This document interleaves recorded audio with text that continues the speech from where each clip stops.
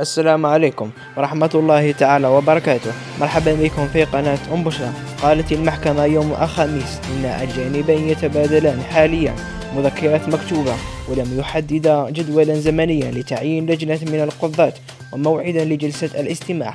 يطعن الاتحاد الجزائري لكرة القدم ونادي اتحاد العاصمة الجزائري في قرار الاتحاد الإفريقي لكرة القدم الكاف بسماح لنادي نهضة بركان المغربي بافتداء قميص الفريق الذي يتضمن منطقة الصحراء ضمن خريطة المغرب، وإثر النزاع بالفعل على مباراتي الفريقين في نصف نهائي كأس الكونفدرالية حيث يدافع فيها الاتحاد العاصمة عن اللقب.